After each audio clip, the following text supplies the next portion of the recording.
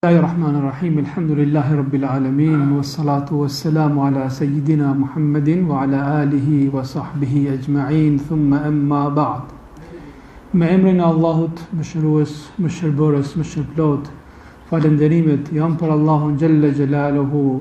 Salavatet për shëndetet më të mira janë për pejgamberin e Zotit, për Muhammedin sallallahu alaihi wasallam, për familjen e tij të pastër, për shokët e tij besnik, për të gjithë ata njerëz që e kanë ndjekur, e ndjekin dhe kanë për ta ndjekur rrugën e tij deri në ditën e fundit. Vëllezër dhe motra, kudo që t'jeni, assalamu alaikum wa rahmatullah. Paqja, begatia dhe bekimet e Zotit qofshin mbi ju.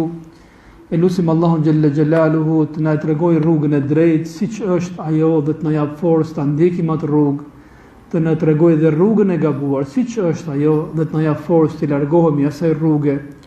E lutim Allahun xhalla shanu të na udhëzojë, të na drejtojë tek vlerat, tek moralet e larta, se s'ka kush tjetër veç Zoti që mund të na udhëzojë drejt tyre. E lutim gjithashtu atë të na largojë nga antivlerat dhe moralet e ulta, se s'ka kush që mund të na largojë prej tyre përveç se madhështisë së tij. Ne vazhdojmë të flasim për jetën e njeriut më fisnik, e modelit më të mirë, pejgamberit fundit, Muhammedi sallallahu alaihi wasallam, i cili ishte model, ishte shembull për të gjithë besimtarët, por për të gjithë njerëzit, në të gjitha aspektet e jetës së tij. Dhe vazhdoj të them që muslimanët kanë shumë nevojë ta studiojnë, ta reflektojnë dhe ta marrin për model profetin Muhammed sallallahu alaihi wasallam. Kemi folur për anë të ndryshme nga jeta e profetit sallallahu alaihi wasallam. Sonte, me leje të Zotit të gjithësisë, dua të hedhim dritë mbi një aspekt që gjithashtu është mjaft i rëndësishëm, një vlerë shumë të madhe nga jeta e Muhamedit sallallahu alaihi wasallam, është vlera e ndjeshmërisë. Ai ishte model në ndjeshmërinë e tij. Ishte model, siç quhet ndryshe, në empatinë e tij. Në atë që ai ndjente, mundoi të ndjente hallin e tjetrit, dhimbjen e tjetrit, mundoi të jetonte me atë që jetonte tjetri. Se unë mendoj që nuk ka krizë më të madhe morale dhe shpirtërore kur njerëzit që janë besimtarë, njerëzit që besojnë tek Zoti, nuk kanë ndjenja për të tjerët. Mendojnë që ata janë të drejtuarit, janë të udhëzuarit, ata jetojnë në xhenet, pjesa tjetër janë të humburit, dhe nuk tentojnë të hynë në hallet dhe problemet e tjerëve. Unë këtë e mendoj që është nga krizat më të mëdha. Është nga rreziqet më të mëdha që mund t'i kanosi një njeriu kur ai bëhet egoist, qoftë në udhëzimin e tij, kur ai mendon që është i shpëtuar, të tjerët janë të humbur, kur atij nuk i bën përshtypje halli, problemi i tjetrit, kushdo qoftë ai. Qoftë ai njeri që pi alkool, qoftë ai njeri i humbur, qoftë ai njeri me një sëmundje të caktuar, po nuk patëm ndjesi, po nuk patëm ndjeshmëri për ato që na rrethon, i bie që se kemi kuptuar siç duhet udhëzimin dhe drejtimin që na ka dhënë Zoti i gjithësisë. Po ta shikojmë vëllezër dhe motra, ku është e veçanta e njeriu? E veçanta e njeriu nga gjitha krijesat tjera është se Zoti njeriu e bëri me shpirt. Dhe shpirti ndjen. Shpirti është për të ndjerë. E bëri Zoti njeriu me mendje. Dhe mendja është për të reflektuar, për të logjikuar. E bëri Zoti njeriu me gjak dhe me ndjenja, me shqisa, me ndjesi. Nëse njeriu afron dorën tek diçka e nxehtë, menjëherë e ka bërë Zoti të tillë që në qintat e sekondit ai largohet menjëherë, sepse e ndjen që aty është diçka jo e duhur, e rrezikshme. E bëri Zoti njeriu që kur ai shijon diçka që nuk është e shishme dhe e hishme, menjëherë pshtyn atë. Kur lëkurën e tij ja shpon një gjemb apo një gjilpor, menjëherë largohet prej saj. To janë ato që ne i quajmë shqisa. Janë mirësia dhe mrekulli që Zoti ja ka dhënë këtij njeriu. Por shqisat janë vetëm fizike. Zoti i ka dhënë këtij njeriu dhe disa ndjesi tjera. Duhet ta ndjesh tjetrin. Duhet mundohesh ta përjetosh tjetrin.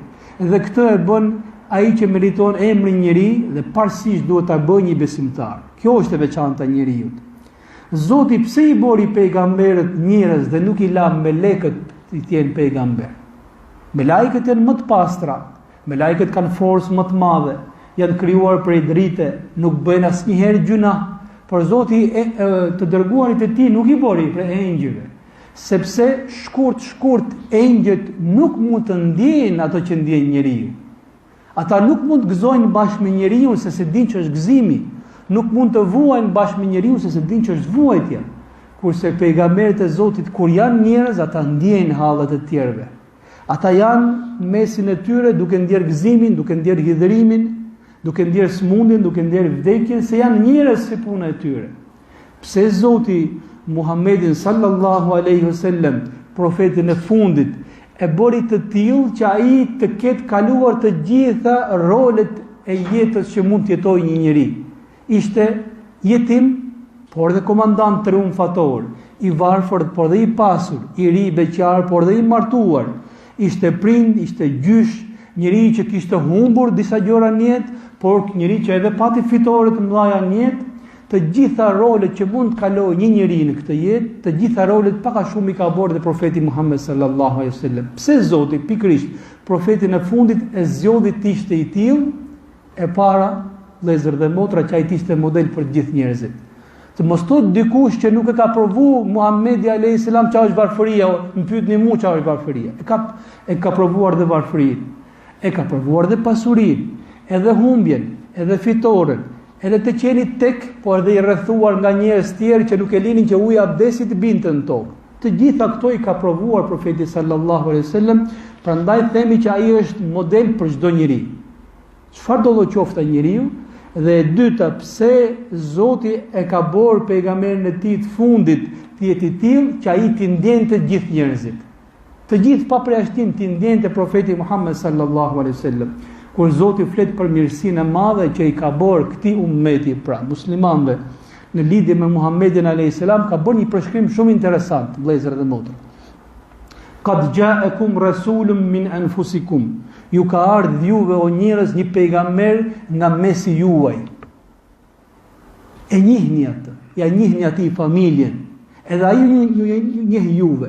Është njëri prej jush, kjo është me vërtet dhunti shumë e madhe. Dhe ka tre cilësi ky pejgamber që vjen nga mesi juaj. Azizun alayhi ma anittum. Ati i vjen shumë rënd kur ju vuani. Ati i vjen rënd kur ju vuani. Çfarë është kjo? Ndjeshmëri. Ai e ndjen të vuajtjen e tjetrit, dhimbjen e tjetrit. Harisun aleikum, shumë i interesuar për ju. Shumë i shqetësuar për ju, për hallet tuaja, për gëzimet tuaja. Aty e kishte mendjen tek ju. Bil mu'minina raufur rahim, për besimtarët shumë i butë dhe shumë i mëshirshëm. Të treja këto cilësi që e bëjnë të veçantë profetin Muhammed sallallahu alaihi wasallam, vëllezër dhe motra, janë cilësi që tregojnë ndjeshmëri. Ati vinte shumë rënd kur dikush vuante dhe mundoi ta përjetonte vujtën si puna e atij tjetrit. Ai ishte shumë i shqetësuar me hallet e tyre, me gëzimet e tyre, me smundjet e tyre, me vdekjet e tyre, me varfërinë e tyre, shumë i shqetësuar dhe ishte shumë i dhimbshëm dhe shumë i mëshirshëm, sidomos me besimtarët. Në Kur'anin famlar ka një sure që pak a shumë në mos e ditshim përmend e lexojmë, surja Wad-Duha. Sura që flet kur betohet Zoti në paraditën, pastaj pjesa e dytë e surës është interesante dhe pjesa e tretë është edhe më interesante. Zoti thot në Kur'anin famlar, duke i drejtuar pejgamberit të tij dhe nëpërmjet tij çdo kujt tjetër. Alam yajidka yatiman fa'awa, a nuk të gjeti ty Zoti yt jetim dhe të strehoj? Wa wajadaka dallan fahada, a nuk të gjeti ty o Muhammed humbur dhe ai të drejtoj? Wa wajadaka ailan fa'aghna, a nuk të gjeti ty të varfër dhe të pasuroj?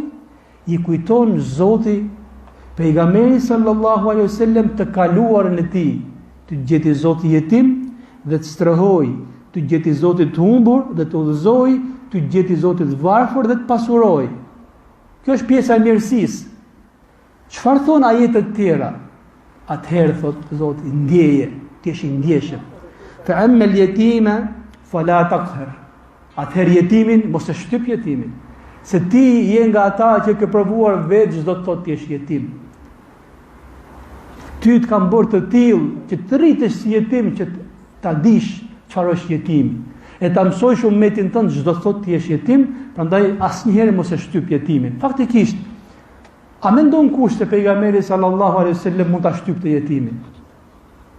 Kjo është ligjerim për ummetin e tij, për çdo musliman, mos e shtyp jetimin. Nuk është kusht që t'jemi gjithë jetim që ta përjetojmë çdo me thënë me qenë jetim. Ne kemi një pejgamber që ka qenë jetim. Prandaj Zoti i thotë: "Fa amma al-yatime fala taqhar, wa amma as-sa'ila fala tanhar." Ato që kërkon, mos pash mi dhën, mos e përbuz, mos e ofendo, mos e largo me të keqe. Largo me një fjalë të mirë. Wa amma bi ni'mati rabbika fahaddith, të gjitha këto mirësi që të ka dhënë Zoti tregoj njerëzve të tjerë. Pra mirësinë duhet ta tregosh, nuk duhet ta fshehësh, ta marrësh vetëm për vete. Prandaj kjo sure është madhështore. I kujton Zoti pejgamberit të tij të kaluarën dhe i thot atëherë siç Zoti bëri mirësi ndaj teje, duhet ta ndjesh hallin dhe problemin e tjetrit. Prandaj ka qenë madhështor dhe i madh profeti sallallahu alaihi wasallam. Zoti në shumë ajete në Kur'anin famlar, kur i drejtohet dhe muslimanëve të parë, sahabeve, po dhe neve, na kujton të kaluarën. Kështu thot ishi dhe ju të humbur, të përqarë me njëri tjetrin, armiq nga njëri tjetrit, dhe Zoti me mirësinë e tij ju udhëzoi, ju hapi zemrat, ju hapi syt dhe u bëri vëllezër. Çfarë do të thonë Zoti me këtë? Atëherë kur të shikoni njerëz që janë të paorientuar, të paudhëzuar, të prishur, kujtoje ti të kaluarën tënde. Por robi është i tillë që mendon që në momentin që ka lind, ka qenë mi majën e malit të besimit, a gjithmonë ka qenë besimtar, gjithmonë që ka qenë i pagabueshëm. Në fakt, vetëm pak po të shkojmë në historinë tonë. Sidomos ne si popull, që na është kaput fija e besimit, do të shikojmë se para 20 apo 30 viteve ishim ne ata njerëz. Madje mund të ishim shumë më keq se sa këta njerëz. Pse Zoti na i kujton këto në Kur'anin famlar? Duhet të kesh ndjeshmëri në aspektin e besimit. Se nga njëherë kur hyn ti brenda mureve të xhamis, brenda vllazërisë tënde, e nis me selam, e përfundon me selam, e nis me inshallah, e përfundon me mashallah, ti nuk e ndjen ato që është jashtë. Por Zoti gjithmonë në Kur'an thot kujtohet kaluarën tënde. Kështu ke qenë dhe ti, madje më i humbur se sa kaq. Prandaj mos u bëj egoist, mos u bëj mendje madh, jep hakun që të takon dhe haku i udhëzimit është daveti thirrja për të Zoti i gjithësisë. Tregohet vëllezër dhe motra një histori për një prej besimtarëve të mëdhenj, që i themi Evlia, Abdul Qadir Geilani, El Geilani, i cili kur ecste e shoqëronin shumë nxënës, shumë shoqërues të tij, pasues të tij, e shoqëronin me qindra njerëz. Gjatë rrugës pa një person pianec të dehur, i cili ishte shtrirë, imagjino kemi parë gjithë, ishte me rroba të ndotura, i ulur në gjunjë dhe i tha këto fjalë: "O Abdul Qadir Geilani", e njiftet. "A është Zoti i fuqishëm, a është i pafuqishëm?" "I fuqishëm", tha, "është Zoti." Qeshi Abdul Qadir Geilani kur e dha këtë përgjigje. Pastaj tha: "A është Zoti i fuqishëm apo i pafuqishëm?" Buzëqeshi Abdul Qadir Geilani tha: "I plot fuqishëm është Zoti." I tha përstreti: "A është i fuqishëm apo i pafuqishëm?" Atëherë filloi të qaj me dënes Abdul Qadir Geilani, ushtri për toke, tha për Zotin është, Zoti është i fuqishëm, i fuqishëm, i fuqishëm. 3 pyetje, ndoshta pa kuptim, 3 përgjigje edhe më shumë pa kuptim. Pastaj urdhëroi nxënësit e vet ta marrin, ta lajnë, ta pastrojnë, ta parfumosin dhe ta çojnë atje. E pyetën nxënësit: "O hoxh, o mësues, o dietar, çfarë që ai gjë? Çfarë pyeti ai?" Një pianec pyet një dietar shumë të madh: "Zoti është i fuqishëm apo i pafuqishëm?" 2 herë të para qeshe, buzëqeshe, herën e tretë qave. Herën e parë tha deshi të më thoshte: "O Abdul Qadir Geilani, a ka fuqi Zoti të më fali mua të më drejtoj?" Edhe unë i thash: "Ka fuqi Zoti, i fuqishëm është Zoti të të fali ty." Herën e dytë më tha mua: "A ka mundësi Zoti të më bëj mua besimtar siç je ti, të më bëj dhe mua si Abdul Qadir Geilani?" Qesha dhe thash: "Ka mundësi Zoti." Herën e tretë më tha: "A ka fuqi Zoti të ndroj vendet tona, të vish ti këtu ku jam unë, e të vi unë aty ku je ti?" Atëherë thotë u tremba, fillova të qaj dhe u shtriva dhe i thash: "O Zot, më ruaj nga vetja ime, më ruaj nga egoja ime, se mendoj unë se gjithmonë kam qenë i tillë. Është mirësia jote që ke bërë ndaj meje." Prandaj tha, u shtriva dhe qava dhe bëra dua që Zoti mos më sprovoj. Me të vërtet i dehur, por i zgjuar në pyetjet e tij, edhe ky është realisht është dietar që ditja ja përgjigjen këtyre pyetjeve.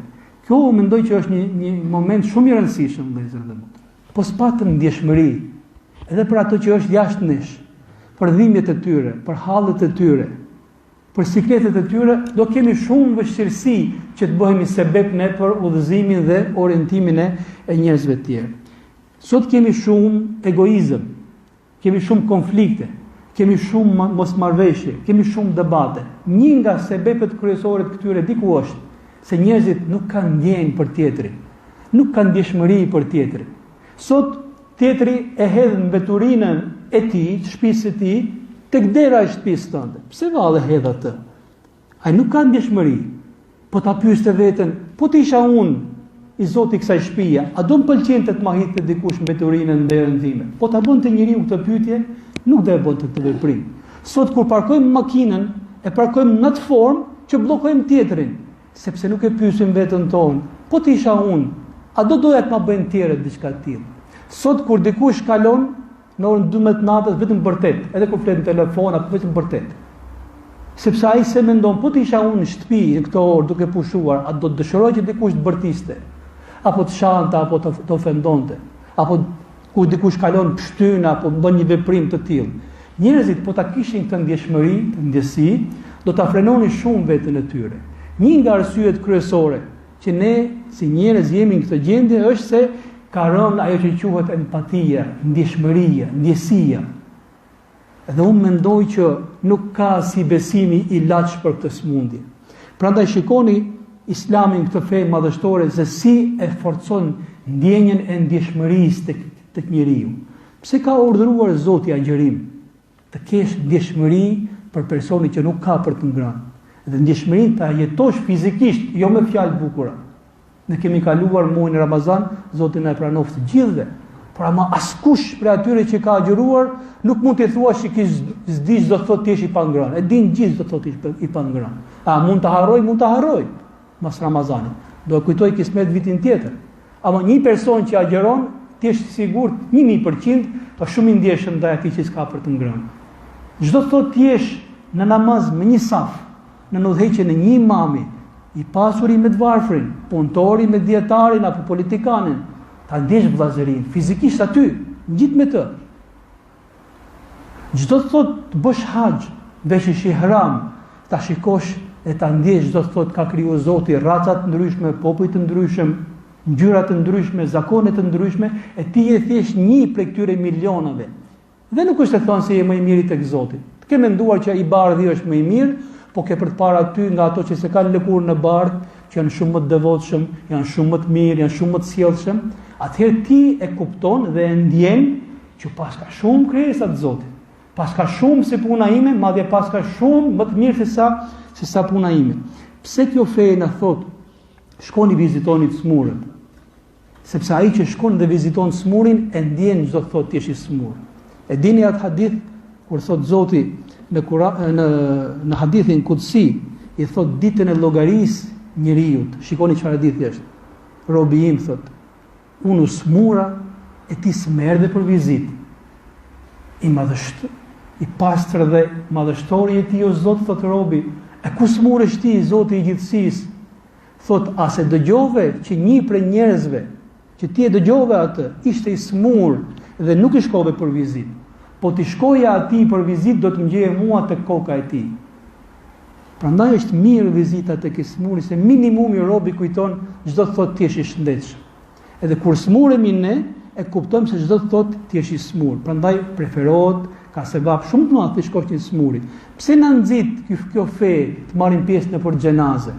Shkojmë në për varreza, edhe për xhenaze, por edhe jashtë xhenazeve. Mandje disa kanë pas shkuar dhe kanë pas hyrë tek varri përpara se të bëhen qefin. Pse hynin aty brenda? Të rritet ndjeshmëria, ta kuptojë njeriu që këtu e ka të ardhmen e tij.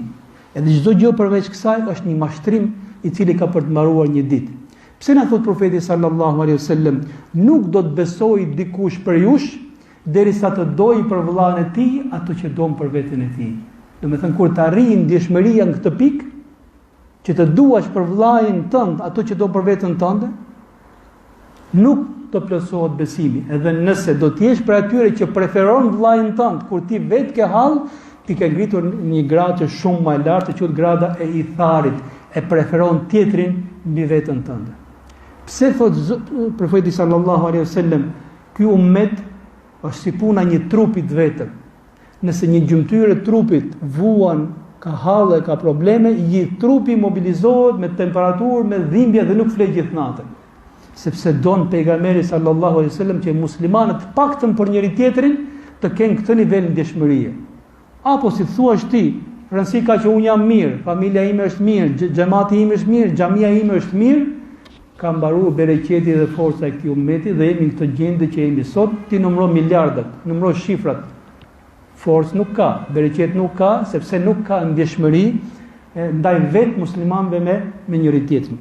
Vëllezër dhe motra, do mundohem ta përfundoj me disa nga aspektet e jetës profetit sallallahu alaihi wasallam, çfarë ndjeshmërie ka patur ai njeri, që ne të kemi ku të marrim shembull, dhe shembulli më i mirë si gjithmonë ka qenë dhe ka përqenë profeti sallallahu alaihi wasallam.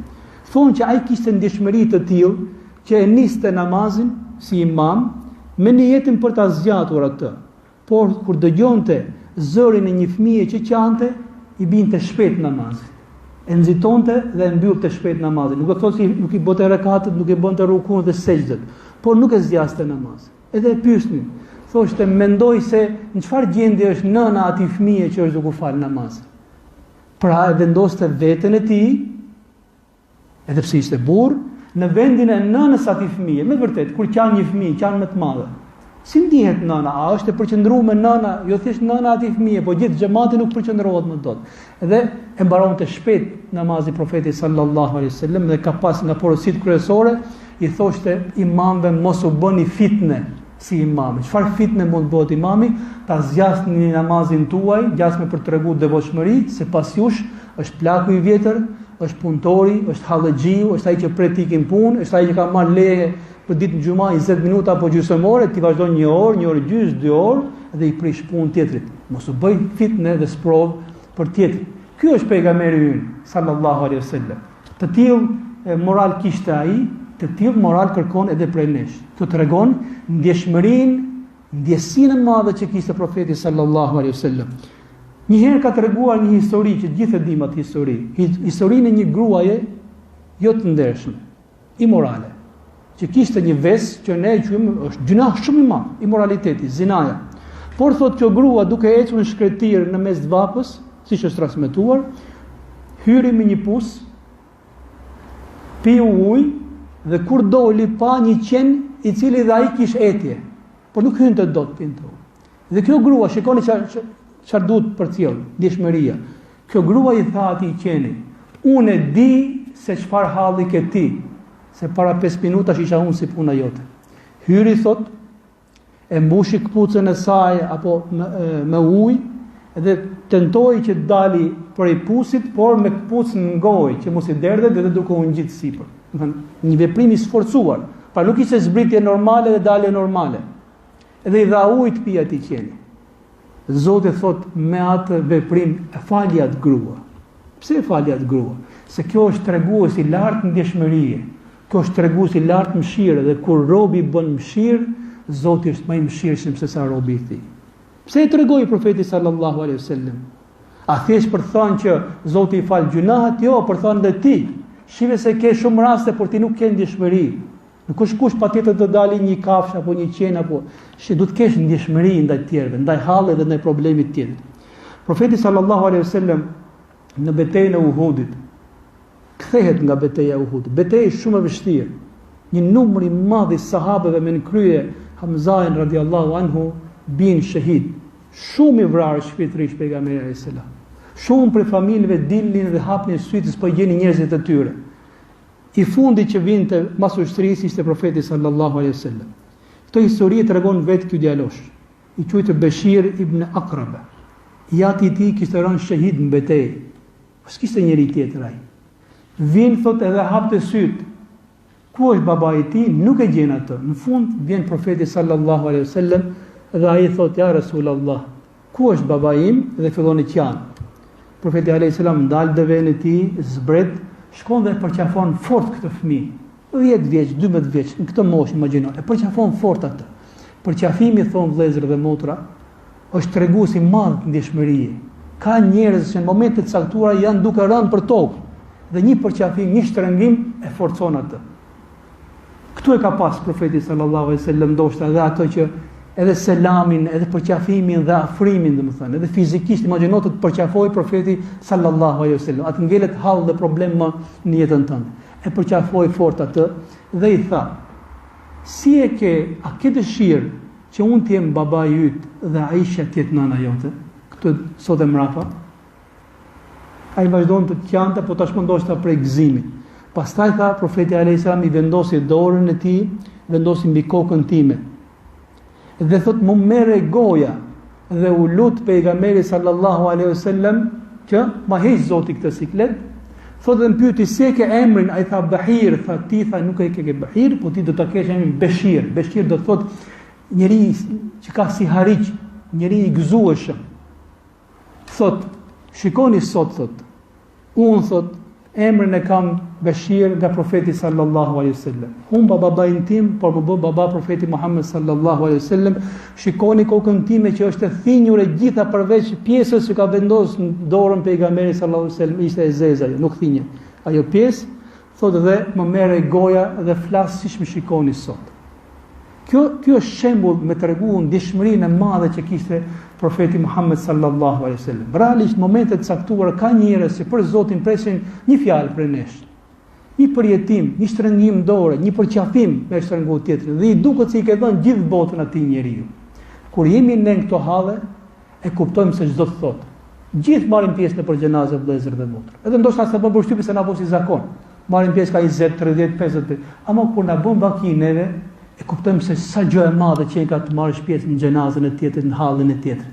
Prandaj thashë është prej sunetit të kësaj feje, marrësh pjesë në xhenazë. Edhe ti ndjen, por edhe ti arrin të japësh, domethënë, solidaritet dhe forcë për njerëzit të tjerë. E keni dëgjuar atë që pejgamberi sallallahu alajhi wasallam, sepse ai ka pas ndjeshmërinë e ka pas të jashtëzakonshme. E kishte për te njerëzve. Kishte ndjeshmëri për kafshët, kishte ndjeshmëri dhe për gjëra që s'kan shpirt dhe s'kan njerëz. Hyri një herë pejgamberi sallallahu alajhi wasallam me një bostan që quhet me një kopsht. Dhe aty pa një deve. Atë deve e pan të gjithë. Por me tjetër sy e pa profeti sallallahu alajhi wasallam.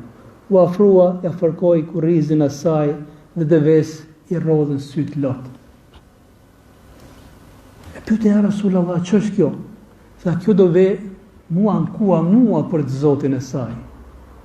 Tha, më ngarkon me punë më shumë se ç'bëj unë dhe nuk më ushqen.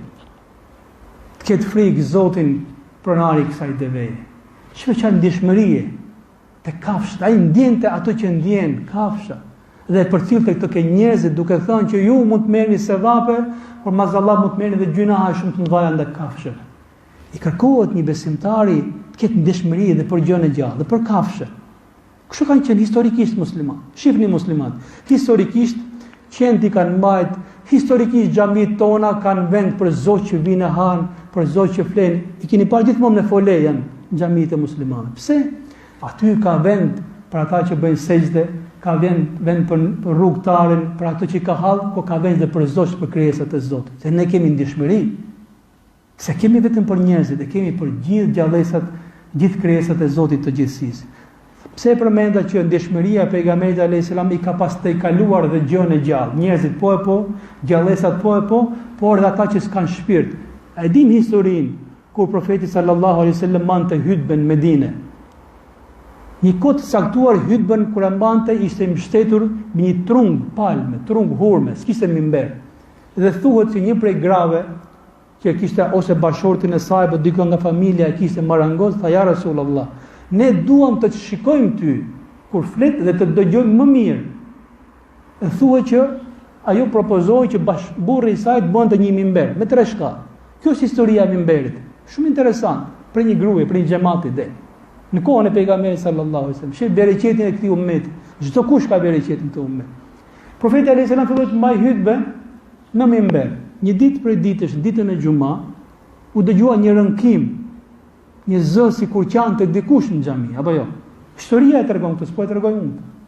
Historia në gjitha librat e saj tregon diçka të tillë. Po kush e rënkon, kush qas po kuptoi? Një e kuptoi. Profeti sallallahu alajhi wasallam. Ai kishte ndjeshmërinë që i kalon të gjallës. Zbriti, shkoi tek trungu i palmës, e përqafoi dhe shtrëngoi fort atë, derisa u qetësua, e pyetën gjithë, ja Rasulullah, çfarë është kjo? Tha, qau dhe lëtoi pse u largova prej tij. Betohem në Zot, mos e kisha shtrënguar atë, ai do të mbajtonte deri në ditën e Kiametit. Edhe qetësova, do të jesh me mua në xhennet, siç ishe me mua në dynja. Vëllezër dhe motra, realisht kemi një, unë nuk di sa të them, një shans, avantazh të jashtëzakonshëm që jemi pasues të këtij pejgamberi. Dhe nëse ka pas pikë që se krahasohet kush me pejgamberin alayhis salam, është ndjeshmëria që ai kishte. Për të gjithë njerëzit, pa përjashtim, kish shumë ndjeshmëri, kish shumë dhimbshuri, kish shumë mëshirë profeti sallallahu alaihi wasallam. Po e përfundoi këtë ligjërat duke thënë që për me qenë njerëz të ndjeshëm ndaj tjetrit, thonë para gjë, ki durim ta dëgjosh tjetrin.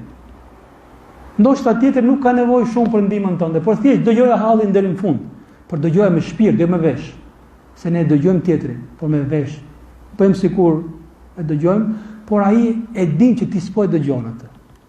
Edhe si puna jote ka parë sa duash, prandaj ai nuk e thot më kujt hallin e tij. Po e dëgjove me shpirt tjetrin, për Zotin ja ke heq sikletin atij. Prandaj thonë e para gjë për të qenë njëri i ndjeshëm, mundohu ta dëgjosh tjetrin. E dyta, rregulli i dytë, ktheje nga vetja jote. Thuaj, sikur unë tisha ky person. Edhe Zoti na ka bërë të tillë që me një formë një tjetër ne do ta shijojmë hallin e tjetrit. S'ka lind kush në këtë dynja i pasmur, gjithmonë i pasur, gjithmonë pa probleme, i rrotullon Zoti ditët dhe njerëzit në atë formë që ta shijojnë atë tjetër. Prandaj thon rregulli i dytë për që njëri i ndjeshëm, ktheje nga vetja. Të paktën teorikisht thuaj, po sikur ti isha unë, disi themi ne, ktheje thikën nga vetja jote. Shifat dhem, kjo është ajo që do ta ketë një besimtar. Dhe e treta është mundohu të reflektosh. Falendero Zotin për të mira që të ka dhënë dhe mundohu të bësh krah tjetrit sa të kesh mundësi. E lut Zotin e gjithësisë të na mësoj moralet më të mira dhe moralet më të mira i ka pas profeti sallallahu alaihi wasallam. E lut Zotin të na bëjë të ndjeshëm në zemrat tona, të na bëjë të ndjeshëm në mbështetjen, në suportin, në largimin e halleve të tjerëve, të na bëjë Zoti çelës për zemrat e mira dhe mbyllës për zemrat e këqija. Inshallah Zoti na bën për atyre që fjala e tyre, sjellja e tyre, kontributi i tyre e zbut e largon sadopak hallin e tjetrit dhe nuk na bën inshallah asnjëherë sebeb që fjala jon, shikimi ynë apo veprimi ynë ja rëndon më shumë hallin dhe sikletin tjetrit. Allahumma amin.